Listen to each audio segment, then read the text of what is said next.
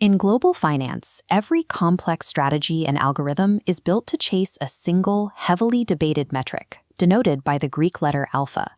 Before we can measure an excess return, the financial model requires a rigid baseline for comparison. This baseline is established using a benchmark index. Standard global examples include the S&P 500 in the United States or the Nifty 50 in India. These benchmarks represent the general market's default performance. They act as a proxy for the exact return an investor would earn if they applied zero active management and simply bought the whole market. To maintain accuracy, a fund's performance must be compared strictly against a benchmark that reflects its specific market or asset class. You do not measure a tech stock portfolio against an emerging market bond index.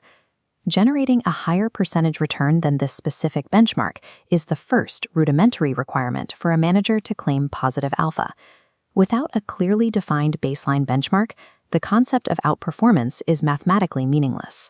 Consider a hypothetical scenario where we compare an actively managed mutual fund directly to its designated benchmark index over a one-year period. This chart shows our baseline constraint. The benchmark index return is exactly 10%.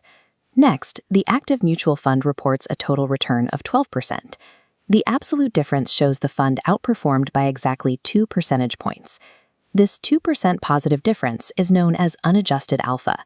It is the most fundamental interpretation of excess return. Retail investors rely heavily on this simple subtraction because it provides an immediate, easily digestible way to evaluate their portfolios. However, this straightforward arithmetic relies on a flawed assumption. It assumes that the absolute return rate is the only variable that matters. Simple subtraction highlights raw outperformance, but it fails to account for the actual costs of achieving that return. To transition from unadjusted outperformance to true alpha, we have to introduce a completely essential missing variable: risk. In financial markets, abnormally high returns frequently result from exposing a portfolio to higher levels of volatility rather than genuine manager skill. The specific financial metric used to quantify this systemic market risk is called beta. Beta operates on a strict scale. A beta of exactly 1.0 represents the exact baseline risk level of the benchmark market itself.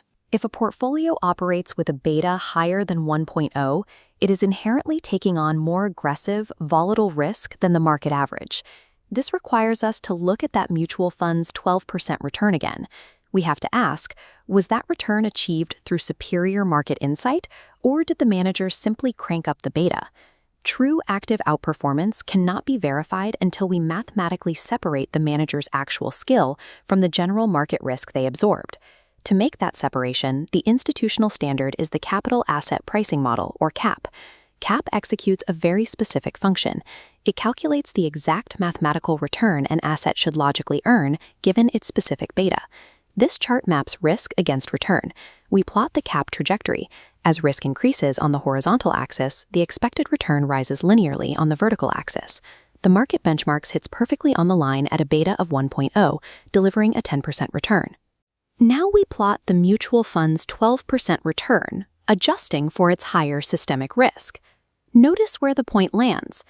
Despite the higher 12% raw return, it lands exactly on the CAP-N expectation line for that elevated level of risk.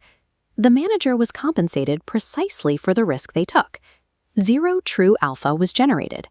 True positive alpha only exists when the return breaks this strict framework. The rigorous definition of alpha is the vertical distance measuring the difference between the asset's actual return and the return predicted by CAP-M. The capital asset pricing model transforms alpha from a basic comparison of raw numbers into a precise geometric measure of risk-adjusted deviation. This geometric reality subverts our simple subtraction entirely. We can easily find real-world scenarios where a 12% return is actually a quantitative failure.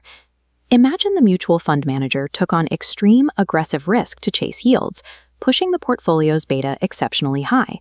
According to the strict rules of CAP-M, this extreme level of risk dictated that the fund should have earned a minimum return of 14%. We then contrast this 14% systemic expectation with the fund's actual realized return of only 12%. Because the actual return fell strictly below the risk-adjusted expectation line, The fund officially generated negative alpha. The manager beat the baseline 10% market benchmark by 2 whole points in raw numbers, but relative to the risk they took, they actively destroyed value. Absolute returns can mask incompetence. This is why risk adjustment is the mandatory standard for professional evaluation. Understanding alpha requires transitioning away from an obsession with absolute gains and moving toward a focus on skill-based, risk-adjusted performance. The entire concept consolidates into a single essential question: how much extra return did this investment earn over what we'd expect for its level of risk? Positive alpha remains the sole mathematical evidence that a manager or trading strategy successfully added verifiable value to a portfolio. Alpha serves as the absolute dividing line between market momentum and genuine financial skill.